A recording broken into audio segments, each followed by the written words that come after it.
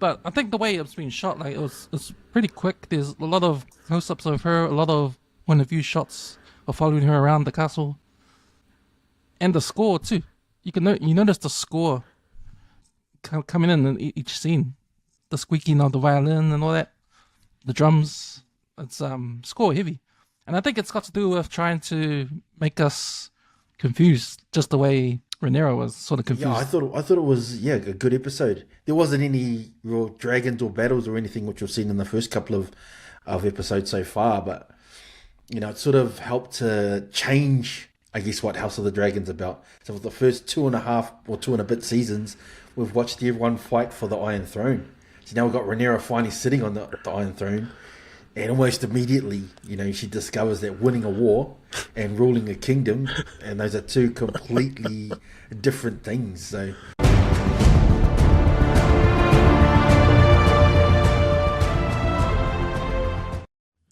Alright, welcome to another episode of the Channel 135 podcast. This is the show we talk about our favourite things in life, movies, TV series, and pop culture. I'm your host, Cams, and I'm here with the Usos. We've got two of the Usos back for another round of House of the Dragon, the Hot D. We've got Eric. What's up, man? What's up, Bert? Good to have you. And we've got from the Counter Rock podcast, our rugby union podcast, Stacey. What's up, man? What's up, boys? Good to be back. Yeah, man. Tonight is State of Origin. Game 3 is in a few hours. So we got to get this done before we get into the game. But yeah, man, we are here to talk about House of the Dragon, episode number 3, season 3. And yeah, man, we're not gonna do anything else prior. We're just gonna get straight into it. So, that means we're about to do the spoiler alert. So if you haven't watched the episode, I suggest you stop the podcast right now, go watch the episode, come back, listen to us. We're going to break down the Channel 135 episode recap. Spoiler alert! Spoiler alert! Spoiler alert! Alright. Rhaenyra Triumphant. Directed by Claire Kilner. Written by Sarah Hess. Ormond reluctantly submits to Daemon, who takes Daeron Targaryen hostage and tells Rhaenyra they should execute him. Corlys informs Rhaenyra that the treasury has been emptied. Alicent suggests declaring Aegon dead, and Rhaenyra agrees. The High Septon refuses to anoint Rhaenyra without proof of Aegon's death, and warns her not to antagonize the faith. Corlys names Alan is here, and asks Rhaenyra to legitimize him and Adam. Rhaenyra hears out petitioners and learns that the wealthy have starved the small folk. Daemon knights Adam, Hugh, and Ulf, but Rhaenyra does not legitimize Adam. Rhaenyra hosts a banquet for the city's nobility, but serves them rats and has the city watch raid their storehouses for hoarded food. Daemon unsuccessfully urges Rhaenyra to seize the world using their dragons. She later addresses the small folk and distributes food with materia. Corlys chastises Rhaenyra for not legitimizing Adam despite her own children's parentage and calls them bastards. Rhaenyra allows Alicent to see Daeron, but she does not recognize him. The boy reveals that Ormond forced him to pose as Daeron. The Dragon Keeper informs Rhaenyra that Ormond has seized the town of Templeton and is keeping a young dragon within its walls. And that was your Channel 135 episode recap. Alright, boys, this was a pretty interesting episode. I read it was from the writers and director. It was a conceptual episode that they said. And if you look at the aesthetics of the episode, it's quite different, eh? It's quite different how it's shot. It's sort of like showing Rhaenyra, because this is a Rhaenyra heavy episode, and it's sort of showing her first day at work. She's the queen, and she's probably getting all the stuff that she didn't expect to get, all the responsibilities of being a queen. But I think the way it's been shot, like it's pretty quick. There's a lot of close-ups of her, a lot of point of view shots of following her around the castle, and the score too. You notice the score coming in each scene, the squeaking of the violin and all that, the drums. It's score heavy. And I think it's got to do with trying to make us confused, just the way Rhaenyra was sort of confused. Yeah, So- I thought that was the squeaking was the rats. Because it was quite loud, eh? Like, there'll be a scene where she'll look over and she'll see the rat or mice running around and she can actually hear it. I was like, what? Were they that loud? Yeah. But every time she talked to someone, and you hear the score just Yeah. come in, all the time. Yeah, it was weird. So, yeah, I thought this was an interesting episode. But I'll get your thoughts first, Stacey. Yeah, I thought it was another solid episode. That's a good point that you raised there about the perspective that they used in the score. I didn't really consider that until you mentioned it. But yeah, I thought it was a good episode. There wasn't any real dragons or battles or anything which we've seen in the first couple of episodes so far, but it sort of helped to change, I guess, what House of the Dragon's about. So for the first 2.5 or 2 and a bit seasons, we've watched everyone fight for the Iron Throne. So now we've got Rhaenyra finally sitting on the Iron Throne, and almost immediately, she discovers that winning a war and ruling a kingdom, and those are two completely different things. So to me, that was sort of the central message of the episode. It reminded me, there's that famous quote, heavy is the head that wears the crown. And I sort of thought about that while I was watching it, because, every problem she thought would disappear after taking King's Landing is actually becoming a bit worse. So the treasury's empty, the city's starving, the nobles are questioning her authority, which he talked about in the recap, and the religious leaders, that dude is, he's pushing back on her, and almost all of her decisions are creating sort of a different or a new enemy. So I love that irony as well. So earlier seasons portrayed Rhaenyra as the rightful heir, this being her destiny, and she was being denied that destiny. And this episode asks sort of a different question, or a harder question. Even if you are the rightful ruler, are you actually prepared to rule? So that's what I like. House of the Dragon sort of a little bit different from some of the other fantasy shows. It's not just about dragons, or it isn't even really about dragons in some ways. It's about power. So once someone finally achieves that absolute power, the show immediately explores its cost rather than, looking at the glory of it all. So yeah, I enjoyed the episode. It felt like the calm before maybe another storm. Because at the end there, with the deception surrounding that son, Alicent's other son, and Ormond's betrayal, that proves, Rhaenyra's victory was only temporary. So it's setting the stage for, probably the next phase of the war. So yeah, good episode, I thought. Hard. How are you, Eric? Man, with this episode, I was thinking of Otto. Guys like Otto Hightower and Larius. Because Otto would have been perfect in her council, right? And then she would have advised her before she even tried to conquer King's Landing of all these things that Rihanna is coming across. Like, there's a lot of stuff, a lot of movement you got to do, preparation you have to do, financial preparation. As we're noticing that the bag was already empty because, Aemon, it was probably, how he set those rules earlier.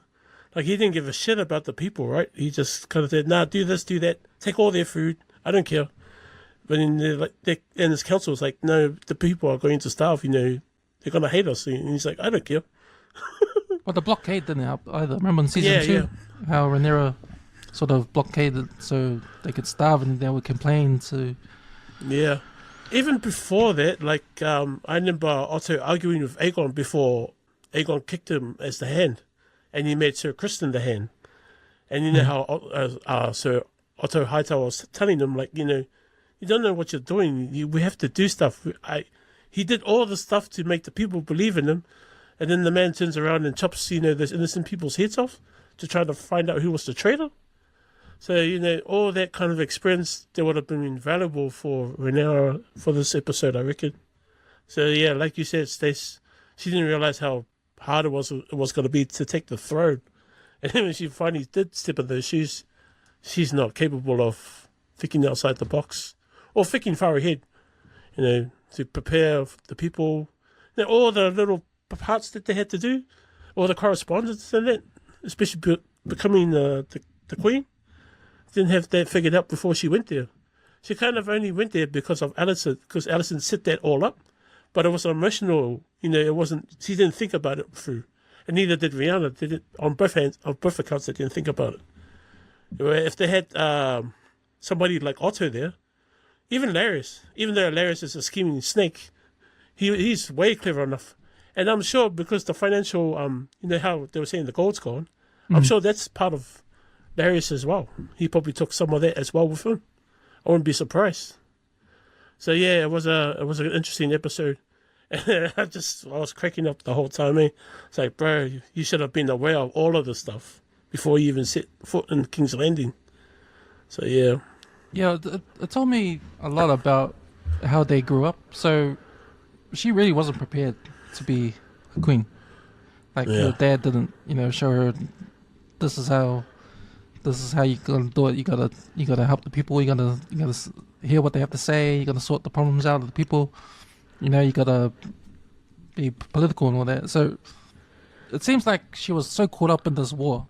She was so caught up in this right to be the queen just because her father said that once she got the throne, like she's not got no experience on how to run a kingdom in terms of like all the stuff that goes with it.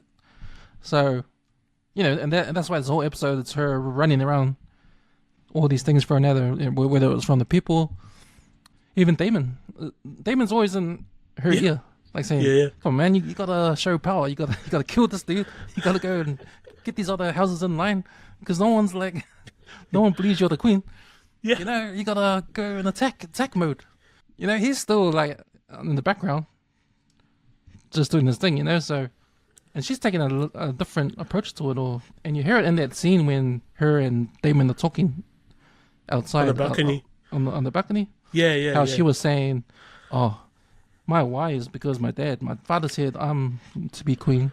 But my dad, he doesn't care about being a dragon. He gave up as his dragon, right? He doesn't care about all this stuff. But Damon, he's the opposite, eh? He's saying, nah, we got these dragons. Let's go just kill everyone. Let's go attack the whole country. He had a perfect point though with it because he was saying to them, let's go out there, get all these other other castles or whatever, and get let's get the food, get the money, all of that, and bring it back to King's Landing. So that was a good point. But I was like, no, hell no, I want to do it the proper way. But for me, I would have done it that way. Because just the short amount of time that they took King's Landing, I don't think it was enough time to figure out everything. Yeah, so automatically you're seeing two different ways of how to rule, right? If you're gonna take the throne like how they took the throne, what's the next step? Like to me, Rhaenyra's all about being the queen straight away, doing all the queen stuff. When Daemon, he's thinking, wait, yeah, we got the throne, but no one's in line yet. Like we gotta show force, we gotta show power. Like we gotta make sure everybody knows that we're up here. Even the priest in the other scene. He said, wait, I never saw Aegon? Like, are you sure? Like, yeah, the proper process of becoming a queen, eh? Yeah. He didn't recognize that. He was like, nah, I don't see any evidence of, if thing is dead or not. So, nah, I'm not doing this. This is wrong. So she's just got all of that to figure out too, eh? She wants to do a coronation, but she hasn't even got the basics down. Yeah, Stacey, are you feeling sorry for her, or being the first day of being queen, or is there something she's getting wrong here? She put that on herself, man. She put that on herself. She was so worried, consumed with she's the rightful heir and she's been wrong. I don't know if she's done any work to think about the next phase after it. So I don't feel sorry for her, but she does feel underprepared and all the rest of it, and she thinks that she's going to come out here because of her legitimacy. And that's going to be enough, but it's not really, because you got to do the decisions and everything and the politics and everything to be a good queen now, and that part she doesn't look prepared for. So, I get what that priest was saying. He's got a good point. We can obviously watch the show and see that Aegon's still alive. And he's like, hey, what if we do that? And then he shows up and says, hold on a minute, I was just went off for we acknowledged a couple of weeks holiday. Yeah, we went to the beach for a holiday. And plus, the priest was saying, Totally. hold on, I had the coronation like 3 weeks ago. No, what? We're supposed to have another one? Hey, what happened? What happened to the... I just had one like 3 weeks ago. Yeah, at least with that one, he had the body. With this one, there's no body. I sort of wonder, because he says something to her, he says, like, don't make an enemy of the religious powers or whatever it is. And it's sort of like she's rubbing him up the wrong way. there's those other scenes where she rubs all the rich people up the wrong way as well. She's all getting offside with, you think that Ormond's doing some moves as well. He's not really on her side. So she's her decisions are sort of rubbing up people the wrong way that are quite powerful. And that might have longer term effects down the rest of the season. You know what I mean? Yeah, there's rich people. She should have tried at least ask some kind of high tax from them instead of trying to take all of their food. She could have at least considered that, because she's going to have to rely on them later. Like I said, if she had a proper counsel by her side, they would have advised her about that. But, well, she didn't want her advisors from the other place, because they admire Damon more. So she's like, nah, fuck those guys. Yeah. So she really Well, needs that's a the counsel. thing. She needs a counsel. And if she doesn't want them, she's got to get someone else, because it's such a big job. She can't do it alone. She needs to sort of delegate to some other people to take some care of some of these things. Yeah, so I'm wondering, is this where what is it, the head of the king or the queen? That's Corliss's job, isn't it? Has that already been Corlys is the established? current- But Okay. she's alienated him now. That's right. That's another powerful guy. who's Yeah, sort of on the, you kind of push on them the to the outside. side. So I mean- it's like all these assets that she has, she's pushing them to the side and pissing them off. And I felt for him, man, because he's right. Man, Bro, he sacrificed so hard. much. He lost so much just for her to be on the throne. And all he asked for is to legitimize her son. She doesn't.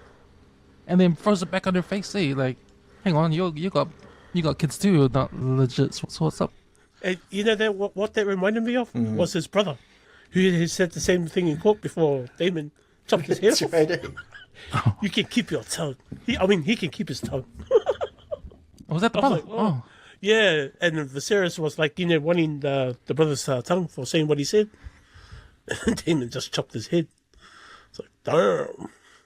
It was a good episode. I mean, it was a really good episode. All the politics of it all. And it just shows how deep you can get with the politics side of stuff. Because you can easily not have this episode and not have all this going on if it was a movie or something like that. But it's a lesson too, eh? Like, what it takes when you become a leader, like, out of the blue like that, all the responsibility you need. And it really, really dives deep into her responsibilities as a queen and all that kind of stuff. The advice she Yeah. gets I think that- from Damon, the advice she gets for him, like, do you think it's relevant because of her situation? Going out conquering the other kingdoms. Yeah, or just showing, who's boss? Because I think, I think they would benefit from it. I really think do. Because then they can get offerings from those other kingdoms. Yeah, I think also the thing is, like, it was this idea that, chop Otto's head off and chop off that other guy's head. And then they say, okay, where's all the money? And they say, you know that guy's head you chopped off? He knows where the money is. So, Too late, sometimes man. listening to Damon, his ideas is like, oh, fuck. Yeah. You should have waited a little bit longer. Because he's like the guy that just wants to attack, like you were saying earlier. He just goes out, I Yeah. want to kill. So, but he does have a sound, it is kind of sound that, like, if they do take over these other kingdoms, maybe that's a way of getting more gold, more food for King's Landing. Because at the situation, we don't know where the gold is. But I'm sure Larys has somehow moved it somehow. He's conniving enough to think that far ahead. Yeah. Yeah, the other thing that cracked me up the most in this episode was when Rihanna was talking to Alicent, and she was even asking her for advice. Because she previously run the King's Landing kind of, and Alicent told her what it took. And I was like, damn. and that's right, because that's the scene where I thought to myself that really, because Rhaenyra and Alicent, they grew up, and so really the dad didn't really show them how to be a leader, right? Because obviously Rhaenyra doesn't know anything about how to talk to the people, what the processes are and stuff like that. Alicent knows because she was in there, right? Yeah. I think that King Rhaenyra's father, like, he ruled over a long period of peace. Yes. So this internal war, the civil war between the Targaryens, is really throwing a spanner in the works. If that wasn't the case, then he just had to sort of feed the poor and do that sort of stuff, wave to the crowd like he was doing. I think that they could handle that, but I'd even wonder if he's prepared to know what to do in these types of difficult situations, because like I said, he presided over peace. But I like that point he's made about Rhaenyra and Alicent, because there's that contrast between those two. Do you think right at the start, these two were just young kids, they were best friends and all the rest of it? They had remarkably similar dreams, but the wars transformed them into completely different people now. So you got Rhaenyra, she's ruling a fractured kingdom, and the other one, Alicent, she's just watching the world that she helped build, which you talked about, Cams. They're starting to slip away. So it's just that reminder that, these civil wars, there aren't really any winners. You're just redistributing the suffering to other people type things, and that sort of played out in the episode as well. Yeah. So, The other thing I noticed between Alicent and Rhaenyra, Alicent's taking the death of her father pretty well, considering what happened last episode, and the shock she had. I just thought that it's going to be even more. They'll be even more separated by that, but it doesn't look like it. I think Alicent still offered help, advice to Rhaenyra when she asked for it. Yeah. I think she's more concerned of her and Helena trying to, if there's a future for them to, or even a way to get out first before they could even think about a future. And I think that's really showing that she might not even leave that place anymore. It might come down to it. Who knows? You can sort of pick every single decision Rhaenyra's made. Like, she's made these decisions freestyle, like as it comes to her. And you could probably think, like, without even thinking ahead of the consequences of or the decisions are, because she's talked to Alicent about, you got to stay here until we find your son. And Alicent goes, wait, I did the plan. The plan worked. Yeah. I was going to open the doors. You're going to come in. We're supposed to escape. We're supposed to be out there. yeah. So that plan sort of Backfired on on Alicent. her. Yeah, backfired on Alicent. So there's that, and there's other stuff too. Like, what's the consequence of her doing that trick with the rich people? Telling them to give up all their stuff. Yeah, that wasn't a bright move. Yeah, I like that, but because there was that lady Sylvia, I think her name was. She was the one during the petitions who told them about the inequality and how the wealthy, they've used their money and their influence to buy and hoard the supplies, and just leaving the poorest to fight over what's left. It made me think of those lockdowns during like the COVID-19 pandemic. We just saw people panic buy essentials and buy months and months worth of toilet paper and shit. So those people, if you had heaps of money and you were wealthy, you could sort of stockpile weeks and months worth of supplies, while others sort of arrived at the supermarkets to see these empty shelves, and it just exposed sort of that inequality and what happens when resources start becoming scarce, which is what's happening now. So I thought that was really interesting. It just made me think of the lockdowns going in the supermarkets, and all the rich people have already bought all the toilet paper already. I'm like, oh, fuck. Yeah, I can't remember that scene. I can remember her having that scene, but I don't remember any other characters advising her, hey, maybe you shouldn't do this. Was there anyone in that scene that said that, or no? No, I don't think so. Yeah, so that's the thing. She hasn't got that counsel. Neither Otto, bro. Neither Otto. Yeah. But that banquet as well, when she gives those rich people those rats. That was interesting, because on the surface it's like you said, Kev, sort of a moment of justice for these poor people, because they're raiding all those extra supplies from those rich people at the same time. So you think the elite sort of, they're forced to experience what the poor people are going through for that moment. They're having to eat these rats potentially and face the suffering that they've ignored. So I thought that the way that those rich people replied was quite interesting, because they were outraged that they looked at those poor people like they're nothing and all the rest of it. So it sort of helped to expose the inequality which that other lady was talking about. None of them expressed sympathy for the starving. They're offended because their comfort has been interrupted. So I just thought that scene showed the privilege and how that can become invisible to those who sort of benefit. But you have to wonder, because that scene sort of carries the warning. History shows that elites rarely surrender their wealth or their influence quietly. So think about sort of history, like I'll keep on talking about the French Revolution and all the rest of it, but the powerful landowners, they were resisting reform, and the wealthy interest groups and all the rest of it sort of lobbying the governments and all the rest of it. So that those rich people and all the rest of it, they use their resources to find ways to push back. That's why I think this scene, which you talked about, it might have a second layer in further episodes.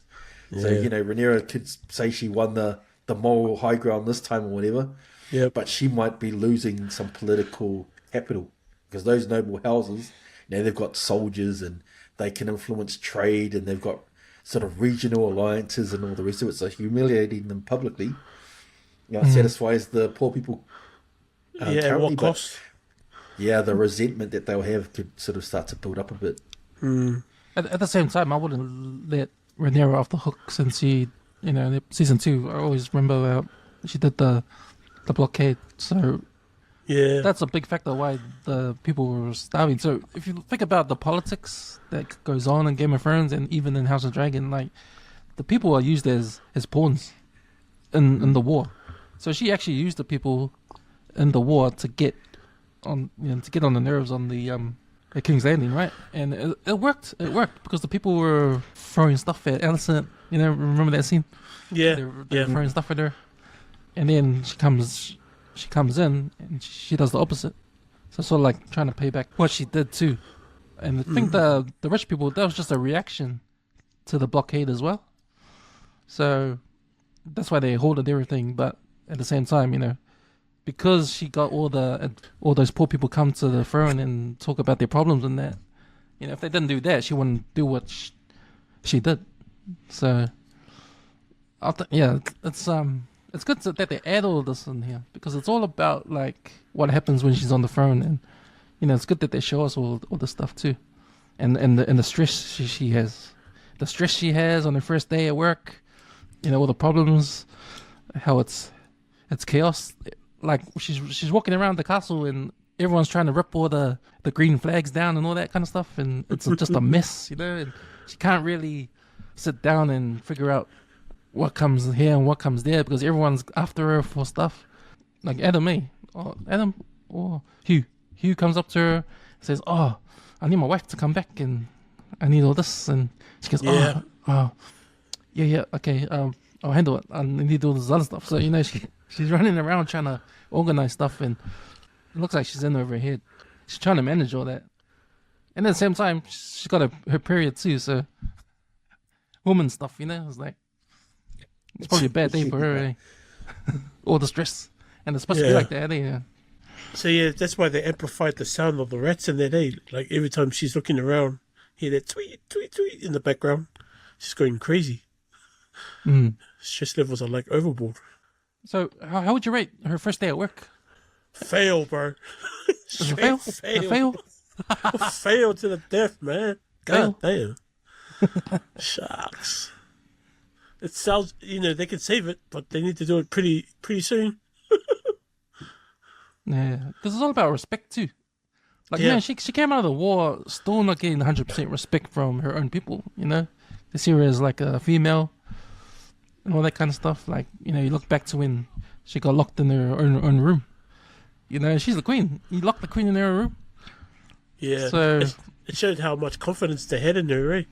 She even pointed that out in her argument when she was yelling at them. And she's not really, she's not confident, or not. She doesn't stand on her decisions. She's like that part when they're trying to dress her up. And she goes, "Oh, I'll put my sword on." And then the girl goes, "No, I think you shouldn't because people might think too aggressive." "Oh, yeah, sweet. I'll leave my sword then." So she doesn't really. Yeah. She's not really decisive. Yeah. She's not really decisive over stuff. She's still thinking it, and I know it might be her downfall, because she's making all these decisions this whole episode, and probably hasn't keep track of what she said. She'll probably go to work the next day and go, "Oh, did I say that? Did I say yes to that? Did I say no to that? I can't remember. Yeah. Go do that." Yeah. Should we feed the dragons dogs? Yeah, feed the dragons dogs. We're crazy. So already we see how Daemon would have handled things? Do you think he would have? How do you think Damon would have handled that first day if he was the king? That scene with how Rihanna had that dinner scene, I think he would have chopped everybody's head off. And he would have just taken their food. I think he would have fed the people and then chopped all those people's heads off. And then he would have flown out to the other kingdoms and tried to conquer them all. Brute force, bro. That guy was just thinking out loud. I think that brute force thing will be this next step. Like, I don't think he'll care about the rich people. Yeah, well, I think that people respect that as well because, you talk about, like, Rhaenyra, no one's really listening to her or because they sort of see her as weak in some ways. When you don't listen to Damon, he'll just cut your head off and won't even give you a second chance type of guy. So you listen whether you think it's a good idea or you think it's the worst idea you've ever heard. You just fall in the line. He's sort of the Iron Fist type style. And that can be double-edged sword in some ways because, he can be brash. Like we saw, he cut off the guy's head who knew where the money was, and now that sort of created other problems. And there's sort of the other side effects of being brash as well. So that's sort of where I felt for Rhaenyra a little bit because she's sort of stuck between a rock and a hard place. You think she doesn't feed the poor people, then she's getting offside with them. And then, like we talked about when Alicent was walking through, and they were sort of attacking her, the poor folk. If she doesn't feed the poor people still, she probably couldn't walk around the street. Everyone would sort of look at her like, oh, you took over and you said you're going to look after us and you haven't. So either she looks after the poor people, gets offside with the rich, or she takes care of the rich people and then still stays offside with the poor. It's sort of that rock and hard place decisions which she's finding now. So that's where it can get a bit difficult. There's no real right or wrong answer in some ways. In a way, I like Damon's approach because after all, like you think about it, there's still Rhaenyra's still got enemies out there, right? There's still some houses that are not in line yet, and you gotta get rid of all of that before you can have a happy time on the throne. Yeah, like she's still got enemies, so you gotta attack them. You gotta kill them. And I thought it was funny that he always brought up the whole episode. Oh, have you killed the boy yet? Yeah. Darren, have you killed him yet? Oh, don't forget, you gotta kill him. Yeah, he always points that out. Like he'll walk away. Don't remember about the boy. But I think because of the situation that Rhaenyra's in right now at that time and what's going on, I think Daemon is right with some of the things that he says that needs to be done. She needs to do that because people around the country are not convinced, right? Not only that, and probably don't even know either. Yeah, right. Yeah. As far as like 80% of Westeros is concerned, Aegon is still the king, Yeah, so it would have been perfect if, like how you said, to go attack them now. I think that was perfect timing on his part because those other kingdoms wouldn't know. And so he told them either bend the knee to Rhaenyra or, get your head chopped off. What an option. And the other thing was, that argument she had with Corlys. Like, that was all to do with, like, she wanted to be seen, as someone who stood by the traditions and all that kind of stuff, right? Either that, my guess was, I thought, like, because Corlys wanted to legitimize those two boys, right? So that would put them in the line of the throne, wouldn't it? If he legitimized those boys? I don't think so. Oh, okay. I thought I think that will take over his castle when he passes on. Yeah. Bismarck, or whatever remains of that castle. Because we talked about that last week, but yeah, because Rihanna doesn't have any more kids left, right? Or both boys are gone. No, I think she's got 2 more sons. She had 3 brown-haired boys. 2 of them have died, so there's 1 more brown-haired kid left. And I think her and Damon have got another son. Oh, okay. Who got sent to Pentos in season 2 for safety reasons. Oh, okay. Oh, yeah, true. So they'll still be on top of the throne. I actually thought that's the reason why she didn't want to name them. Yeah. Well, we talked about how, Rhaenyra doesn't get full sort of support for, like, in terms of like respect and the way Corliss he yelled at her. Eh? That was the same sort of thing. Oh, like he told her. Yeah. He told her, Yeah. and I felt sorry for him, man. Well, he's right. Well, I don't know if He is right. He's right. in- Because it's the same thing, but right? yeah. I mean, But she then- can't keep getting offside with these powerful people. She's got to give something. So that would probably be the easiest thing to give. Just legitimize these people and all the rest of it. Yeah. Because Carlos was really surprised, that she wouldn't. He was like, what? But, you got had kids like that too. Yeah, but then, it's the thing that what he said, like, man, I gave my whole life to you. I lost everything for you to be on the throne, and this is how you reward me. So that could be the demise of what are they? Keep on forgetting the V name. Is it Valerian. Valerian, Yeah, that could be Valerian. the end of them, or they go in hiding. Yeah. So, Ormond, that's the cousin of Alison, eh?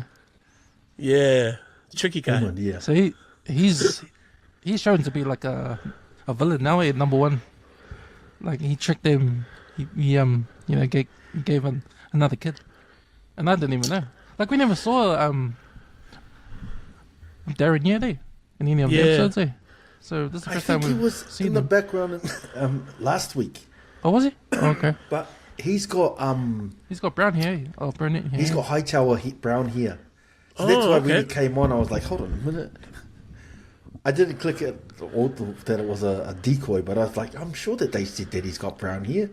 So yeah, he's got brown hair. We see that with Alison's reaction, right, when she sees the boy, when she comes in the room and she looks at it, and even the audience recognizes that, like, hey, this is not the guy. When she was looking at it, she goes, hey, the fuck's this? Yeah. Hey, but this is the weird question, because we know that the boy goes to Otto for a bit, and he trains the boy, right? Yeah. What happens if this is the boy's planning and not the cousin? 'Cause Oh, if that's the case, then man, this guy must be efficient at all the stuff that Otto was. He's doing and the more. egg. He's doing the egg Yeah, it could be. from Knights of the Silken Kingdom. Yeah, I'm but not you sure. know that Ormond, because that was he would have had to pre-plan that, knowing that Damon was going to ask for him to be taken. Yeah, So that well, shows, he's got really strategic thinking and all the rest of it. He fake bended the knee, knowing that would get him off. He already pre-prepared this boy on the side and got him.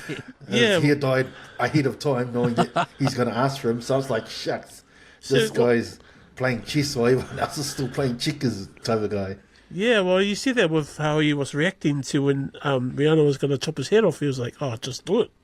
So I think he probably predicted two scenarios, and now that it fall into that, he was already probably prepped and ready. Now, whether he taught that boy anything, or it's the cousin that's actually doing all of this, man, I'm really interested to know that now. Yeah, I'm very interested. And that's another thing, eh? Like, even though Rhaenyra's got the throne, she says she's the queen. The people are not in line. Yeah, Ormond's still out there. So the war's still going. Yeah. She hasn't really solidified it, yet. Like, she has to get everyone on board. She has to kill all her enemies. She was hesitant to kill Damon when she got asked to. Yeah, and she decided for Alison to go see her son first, or take him to the war. So, Yeah, I thought that was out of it. He's going to send him to the wall. It's like, oh shit, it's that guy. yeah. I didn't get the end bit. So who's this dragon keeper dude? So he shows He up. was one of those guys. I think he was one of those guys. Remember when they did that scene in season 2 where they bring all the bastards into the dragon pit and then say, "Yeah, take, do what you like." I think he's one of those dragon trainer guys from her old village. So Ormond's taken that as part of his his master plan. So this guy's making some moves, eh? So Yeah.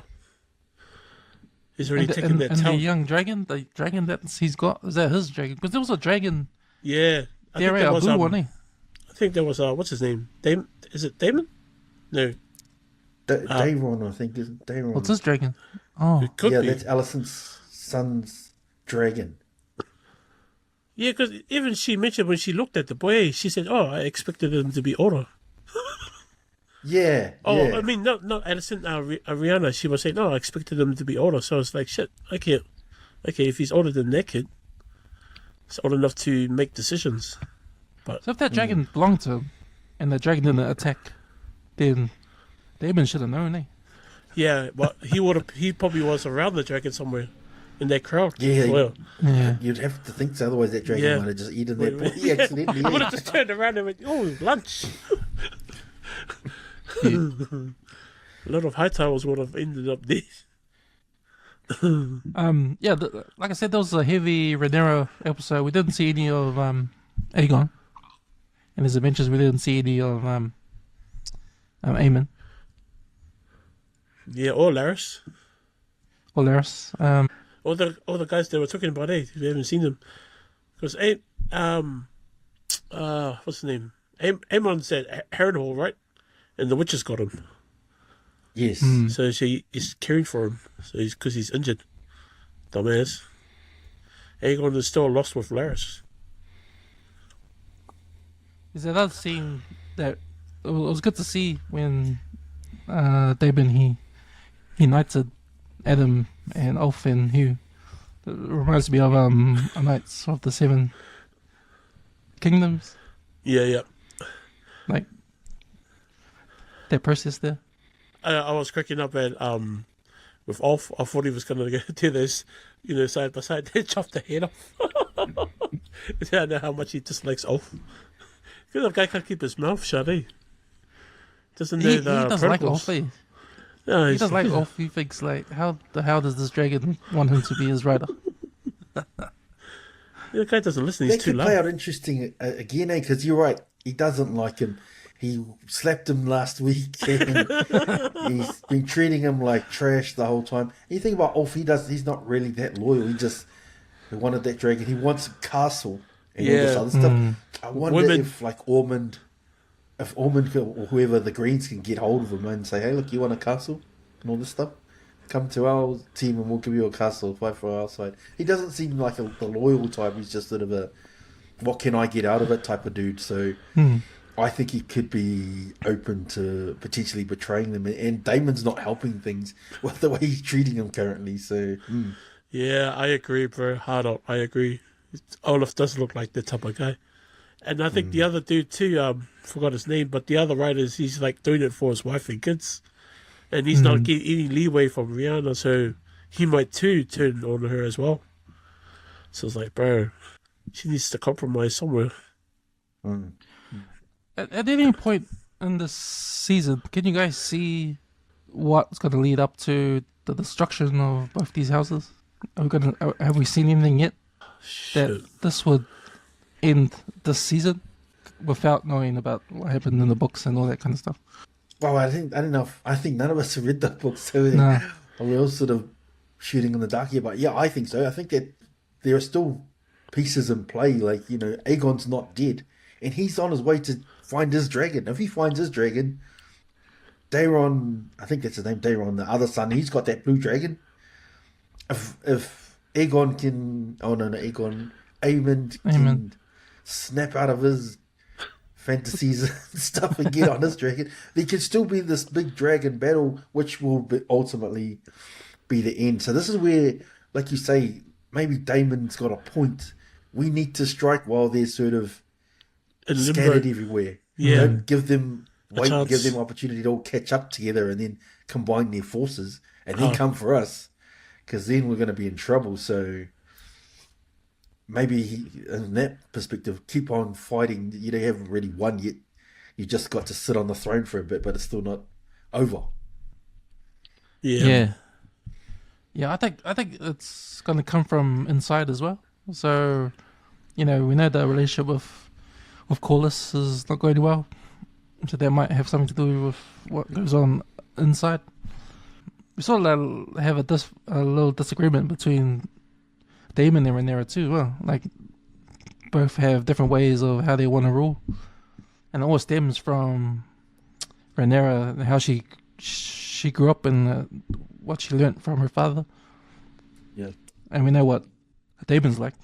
There's that too. So as well as what's happening on the outside as well. Yeah, there's a lot of moving parts, eh? Like everybody, like the common people are still unsure, even though they've gotten food now. It's not 100%.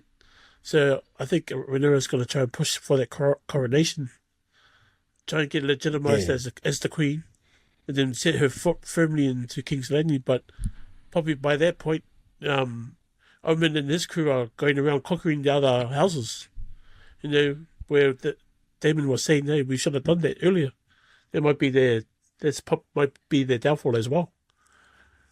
Man, I was cringy when she asked for a coronation. I said, already? Oh, that's pretty quick. Yeah. She went to find out what to do to get the coronation done. That's when she got shot down by the priest. Bring him his body. But that's all part of the legitimacy thing, eh? You know, you It's a process. have this coronation. You need everyone to see you being crowned and all this stuff. So it's just part of the process that you have to go through. So I think that's why she's trying to push it.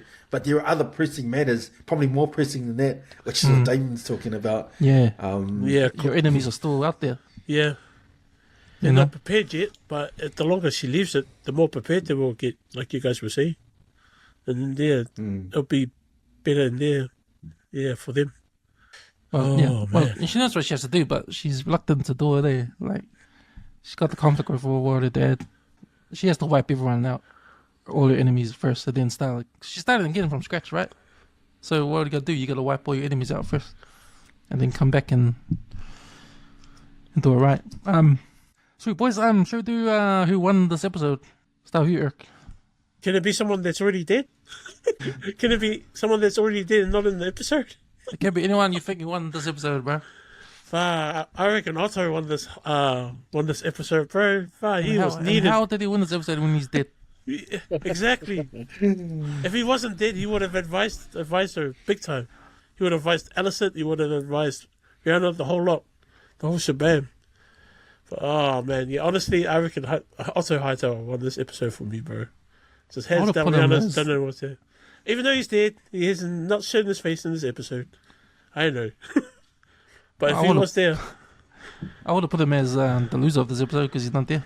Yeah. You could say that, but if someone like him was there, man, guaranteed there would have been a different outcome. Yeah. Okay. And I think that's coming through quite strong. There's a lack of smart people in the council who are giving her really good advice. So I think that's sort of where you come from, Eric. It's like Otto was someone like Otto who's got real strong political nous. That's what she needs. That's what she doesn't have currently. Because see, he was all about influencing the people, but not only that, also, you know, he had military accuracy and all that stuff. And not only that, he also worried about the financial side of the kingdom. So he had that all in play. And he was juggling with all of that and with ease. And these guys come along and they F it all up. Well, especially when Aegon took over.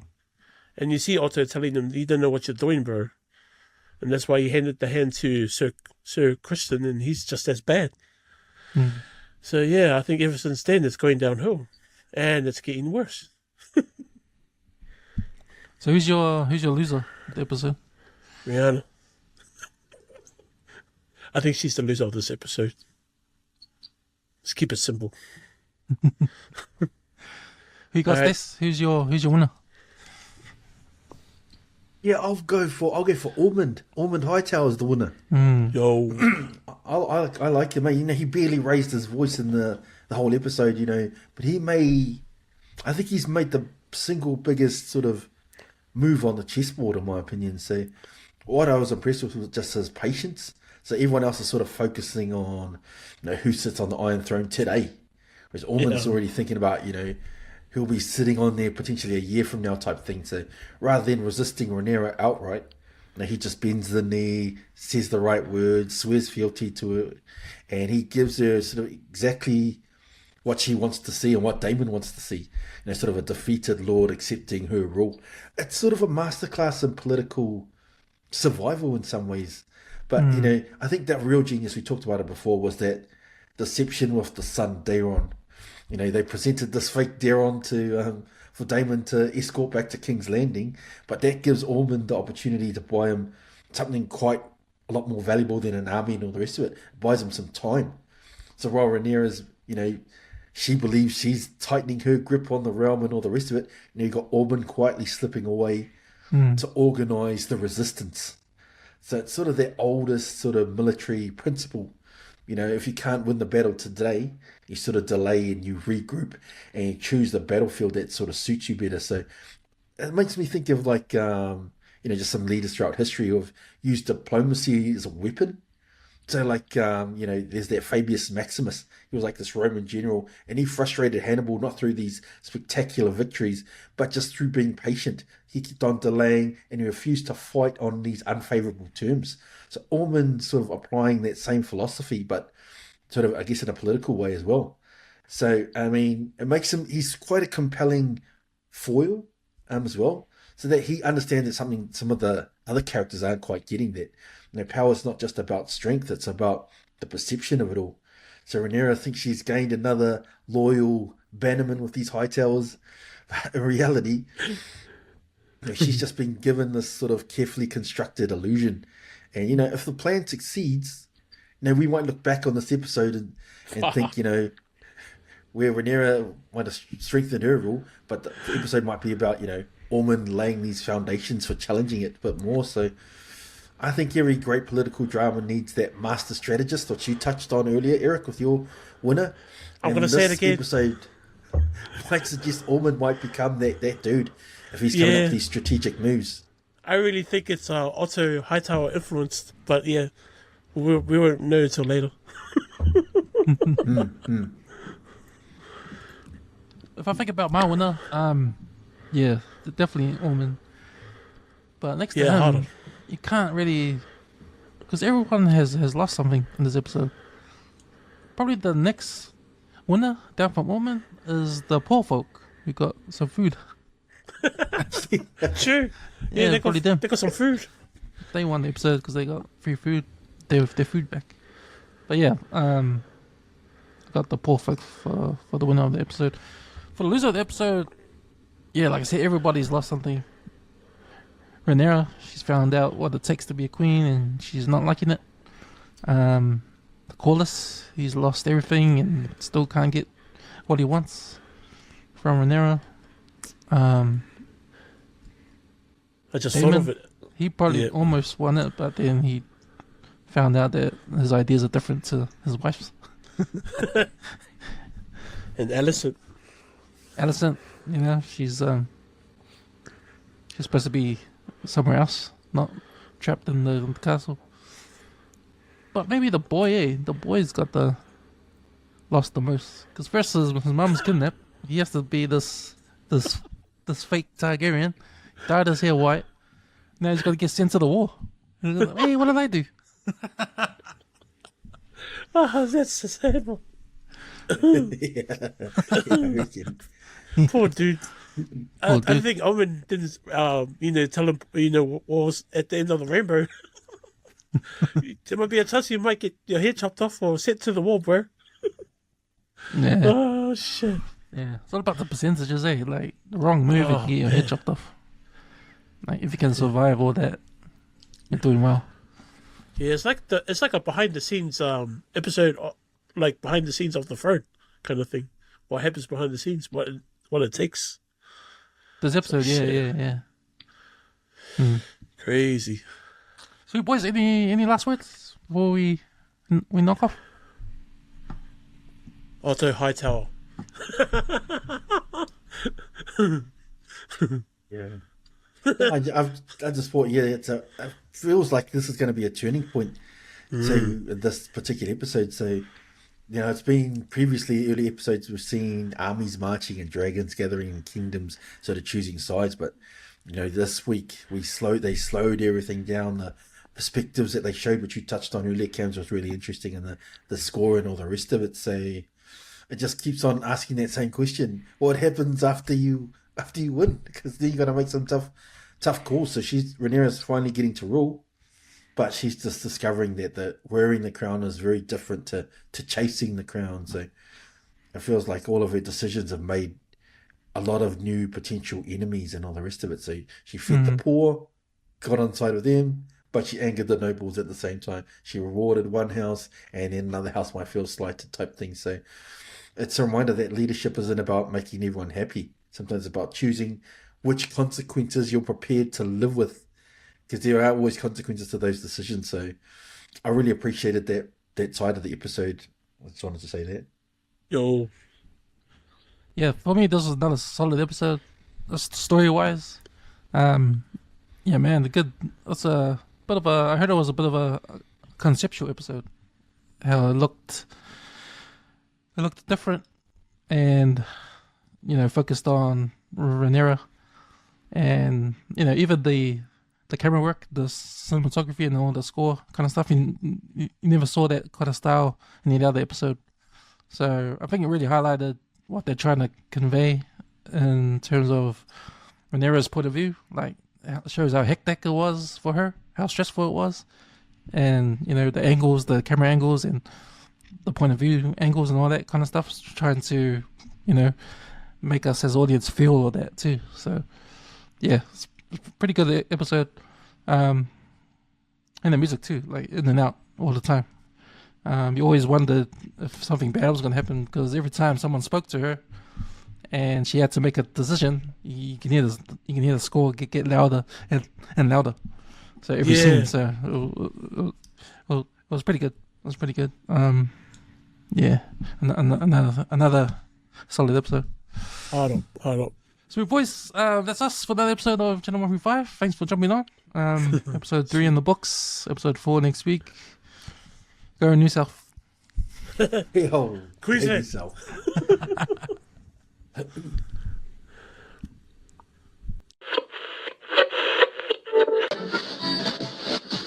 West, y'all.